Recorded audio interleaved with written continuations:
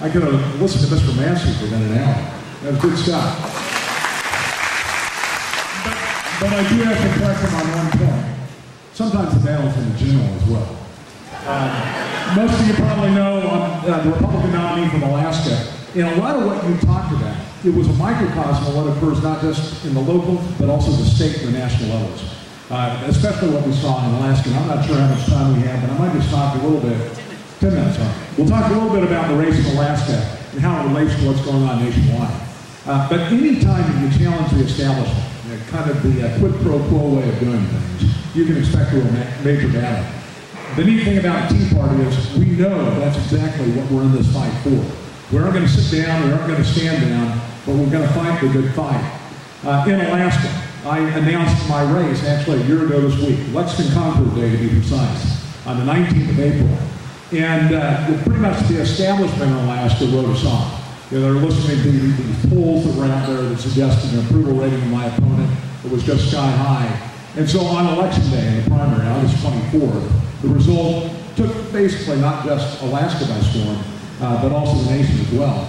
Had the establishment known during the primary that they had a real contender on their hands, they would have pulled the same dirty tricks in the primary that they did in the general. Now, mind you, I don't know how many of you followed the national press on this, but they actually the Republicans sent up somebody that was caught accessing a Division of Election computer when the ballots were being counted on August 24th. Those were the type of dirty tricks that they were too late to play. They were effective in playing in the general election. There's a book coming out.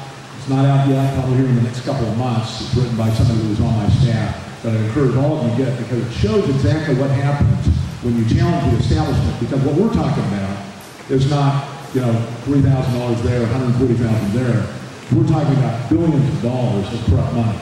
Alaska, 40% of the economy is derived from federal dollars. 40%. So every dollar that you spend in that grocery store, 40 cents of that in a roundabout way is coming from the federal government. One of the highest rates of per capita spending of the federal government in the United States. So anytime you go out and you campaign and say, earmarks are done, I'm not going to support them, in a state where that form of bribery has been going on for decades, you know you're going to be kicking a hornet's nest, and that's what we did. It wasn't just the federal contractors, it wasn't just the unions, but it was also the native regional corporations that poured literally millions of dollars into our race. If you look at all the in-kinds that went in, it dwarfed all political expenditures from the candidates by many times. It was a three-way race, we ran a good fight, a lot of election fraud took place, and basically what has motivated Kathleen and I to do, and Kathleen's in the back, she actually right now serves on the Judicial Council in Alaska. She's one of 3 citizen members that selects judges in the state. So, still doing the good work in that area. And we've got a lot of work to do in our judiciary too. One of the, I'll just tell you a couple of little things about the election itself in the general. The way they count ballots, we use what's called a die-board machine in Alaska. The die-board machine has been banned in most lower 48 states, including California. The reason why is it's easily manipulated. It takes about 6 or 7 seconds to change the programming on a die-board machine so the results reflect something different than the inputs. We use a paper ballot that we're scanning. In our state, we pride ourselves on a good election system because we have paper ballots. But little did anyone know that you can never get a count of those paper ballots unless you're a write-in candidate. So Lisa Murkowski got a write-in count by hand on her ballots that turned out to be hundreds of ballots more than the machine count. We were not permitted a hand count. Even though we offered to pay for the hand count, they refused to allow us access to those ballots. And that was one of the many arguments that we made in the court system. One of the reasons why we pushed it as hard as we did is that, look, this is a clear equal protection issue. You know that Constitution that nobody wants to pay any attention to?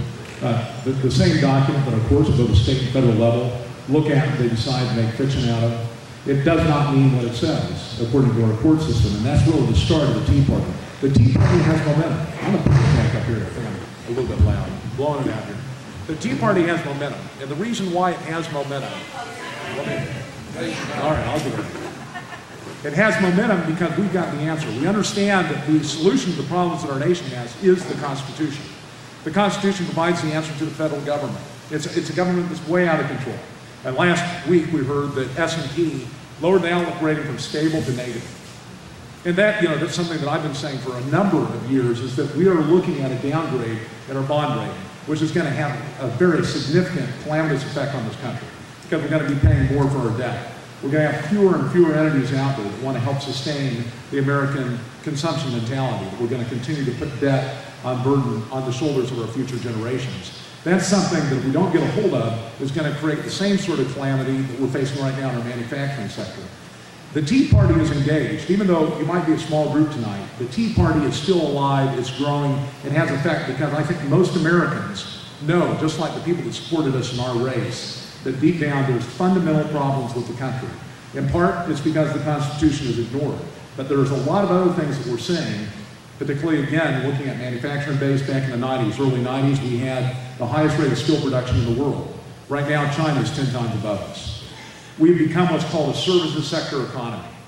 What does that mean? Well, that means almost all of our economic production is in the services industry.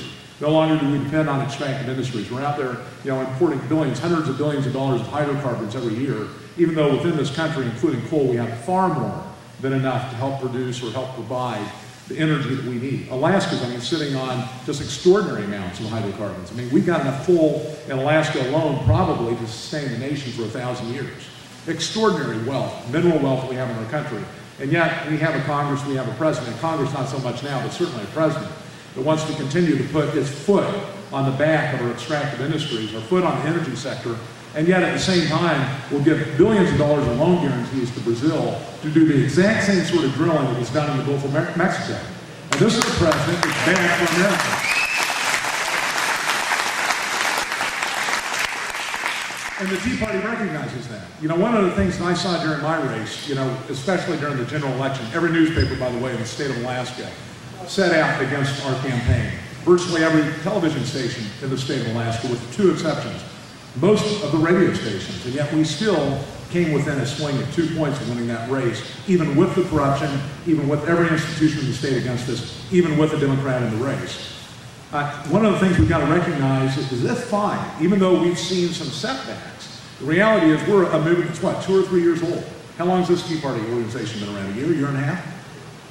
Well, look at the candidates that have come out. Look at Rand Paul. He made it out of his primary, right? He made it into the general election. Other great candidates out there too, maybe Lee in Utah.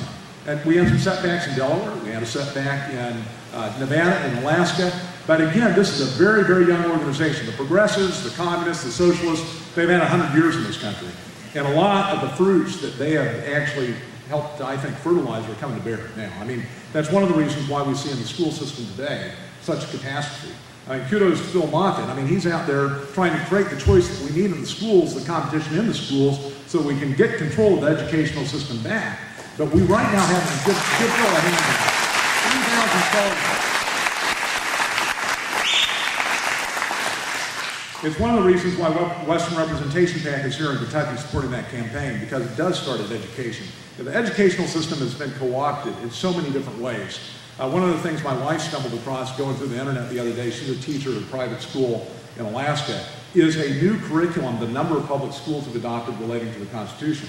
Because you see, it's not just the establishment, and I'm talking about both sides of the aisle, Democrat and Republican, that fear the Tea Party, but it's also our educational system, because they recognize that even though in many respects the educational system has failed, the fact of the matter is most people can read, and people are starting to read the Constitution. And it's hard to match up what that Constitution says with what the federal government is doing. And so there's a move afoot down the educational system to show kids where in the Constitution these federal powers actually come from. And they start with the preamble, and they start with a misdescription of what general welfare means, suggesting that it means the type of welfare that has created the dependent entitlement state we have today. Now we scratch our heads, we ask why we got a debt-extractive industries in our country. We scratch our heads and ask why we can't build a refinery in this country. We scratch our heads and ask why productivity in some sectors is going down. Why we've got 20% plus unemployment in some states. And the answer is we have created, it's not just regulatory burden, although that's a huge part of it. But we've got a country that is moving us headlong into internationalism. Part of that is a design to lower the productive output of this country, to equalize income internationally, to help make us more a part of the international system. You heard me right. And that's being pushed not just by the left and the progressives that have been pushing this for decades, but also by the right, the neocons, and it's also being pushed by the multinational corporations that see borders as an inconvenience and as a barrier to profit. And these groups are just so intertwined. I got to segue just for a second before I get back to education. If you look at what's going on right now in this country, and you look at the efforts to put down productivity, it's mind-boggling. I mean, we look at China and say, okay, 8 to 12% GDP per year, that's okay. They're a developing, emerging economy.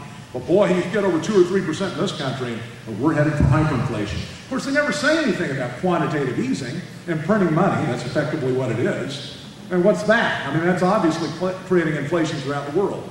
Do you know that with the dollar being the exchange currency internationally, that when we inflate our money, we create disruptions across the world? In part, what happened in Egypt, I mean, that's such a mess, the Middle East. But that was in part a consequence of inflation, commodity increases. There's food shortages, no doubt about it.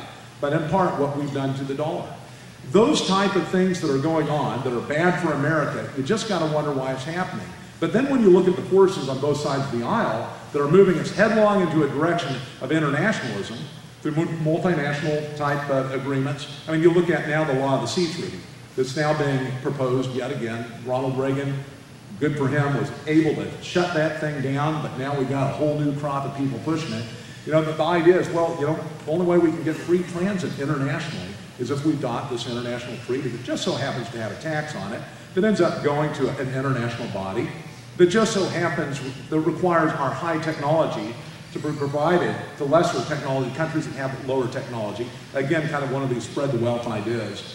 But the whole point of that is that the United States is no longer thought of as an exceptional nation. One that's built on a constitution that's different than any other constitutions worldwide. And what makes it different? What makes it different is the fact that this constitution is a constitution designed to limit the federal government to protect your God-given rights. In other words, it's a restraining document, one that's limiting, not empowering. And that 10th Amendment that Paul Moffett stands, I think, just so strongly for, says that if it's not enumerated in that Constitution, it's reserved to the states and the people. And that's a critical part of the Constitution, but I think the Tea Party is getting their heads wrapped around it. But it's what our kids need to understand and be educated on too, and not get this bull malarkey that's now going out through the public school system that's designed to basically cause children not to understand. You know, back in '87, I went to West Point in '85, graduated in '89, and by the way, spent a little bit of time here in Kentucky. I was with the 101st at Air Assault School, Fort Campbell, and also Fort Knox, Kentucky for other observation groups. And enjoyed my time immensely, did a little bit of deer hunting while I was down here. Loved the state. My wife's mom spent a little bit of time in Louisville. I've got ancestry from Kentucky, so I guess you can say that I'm back home to a certain degree. But I love the state, I love its people. But you know, one of the things that really concerns me on the educational front, and this might step on some of your toes, although this is absolutely the Bible Belt, unlike Alaska, which, by the way, is one of the 4th most irreligious states in the nation. How many people know that? It ranks right behind New Hampshire, Vermont, and Massachusetts. One of the lowest church-going populations in the nation. Very much there is a state of contradictions. That's the best way to put it. Wonderful land. It attracts people of all sorts, very diverse sorts. And in a way, it's something that Kathleen and I weren't fully aware of, even though we've been there now we're in our 18th year. But it is important for us to understand that getting back to education is the core. And when you are in a group or in an educational system that's excluded God, that not only has excluded God, but even in the sciences, has a very closed system. In other words, if you don't buy off on what the establishment or what the educational establishment says is the way that you're going to educate, then you're excluded. You're failed.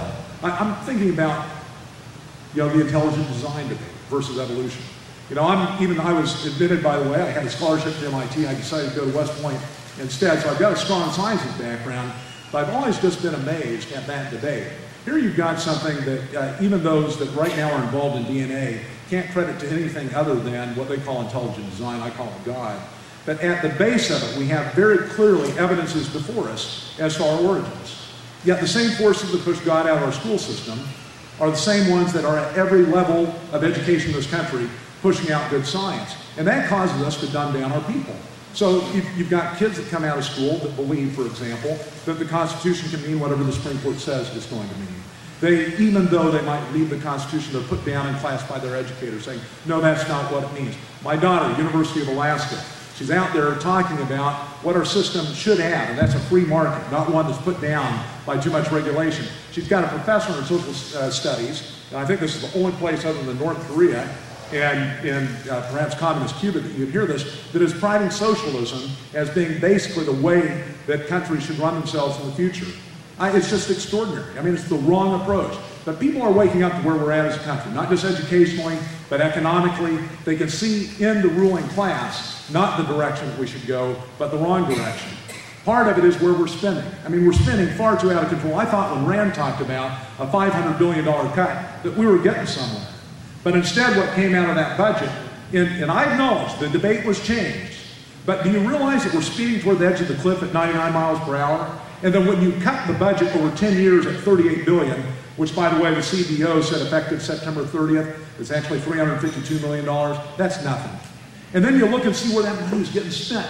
Over 50 cents of every federal dollar right now is going to entitlements. Those same sort of things that has created the dependency in our country that is putting us down economically, that's causing us not to get ahead. We understand when you add the debt to it as well, you're getting into the 60 cents per dollar. And then in every one of those dollars, about 40 cents is borrowed. It is a recipe for disaster. We know that this country can't continue where it's at. And where do we stop it? We stop it with you. A lot of people are writing this off. I'm going to conclude my comments just to talk a little bit about where we're headed as a Tea Party. We are not. I know CNN came out with a poll several weeks ago that said the Tea Party is an extremist organization, and they gave all sorts of different data to try to support that. Interestingly enough, Rasmussen came out about a week and a half ago with a poll that said 48% of Americans share the fundamental concepts with the Tea Party. They share those ideals. So, too bad for CNN, I'm going to trust Rasmussen over them. And not only that, I'm going to trust what I'm seeing in the trenches. I'm going to trust what I saw in our campaign. And that is, the average everyday American is getting engaged. Get engaged in local government. I mean, get engaged there. You know, they fell at the federal level, they're going to start trying at the state and local level. And of course, that's alive and well, too. You got the progressives, you got the college professors that are running for state boards and running for, you know, local councils. They absolutely have an influence. The Interior Alaska Conservative Coalition, which was very supportive of me during our race, has gotten very engaged in the interior of Alaska and has made dramatic differences to our local government there. And so that's the building blocks of a solid organization, but also stay engaged at your state and national races as well. And you've got to back people that believe in the Constitution. Phil Moffett believes in the Constitution. He stands strong for the 10th Amendment.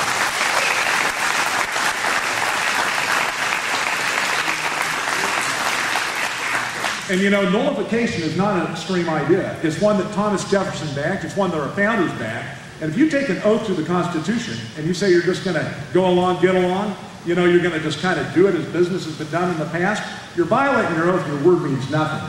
It is a solid position of integrity to do what Phil Moffett is doing. And that's why you need support of the government.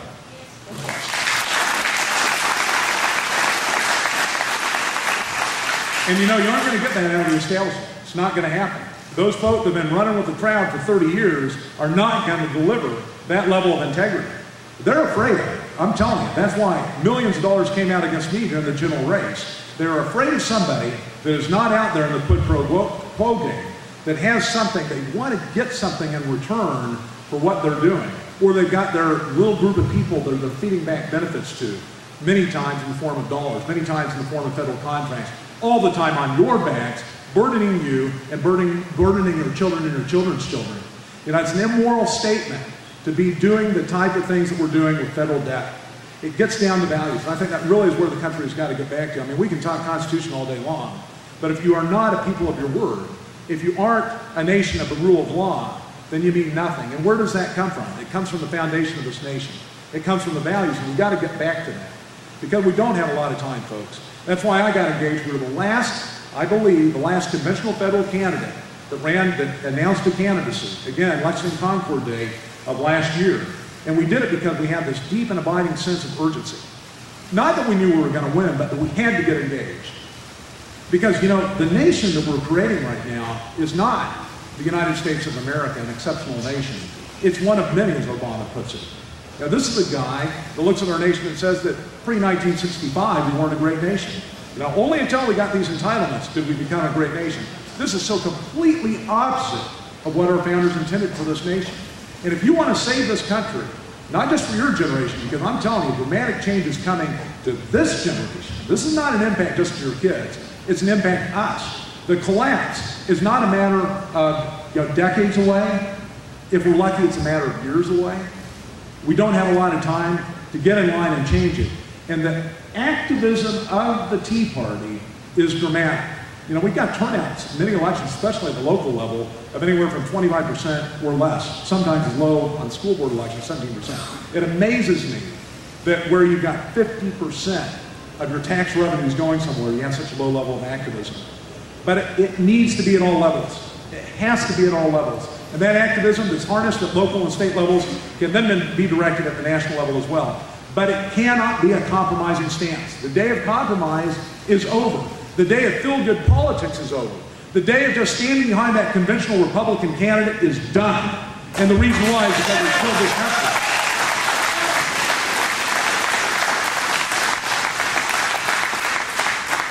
We have got to get behind those candidates that are not out there, that are not rubbing somebody's back, that are not part of the establishment, because both parties are responsible for where this nation is at. And unless you have a deep and loving, that's right. And they fear us not just because we're no longer on the quid pro quo bandwagon, but they also fear us because we're going to out you if you're a rhino. And we're going to attack you no matter what your party designation is.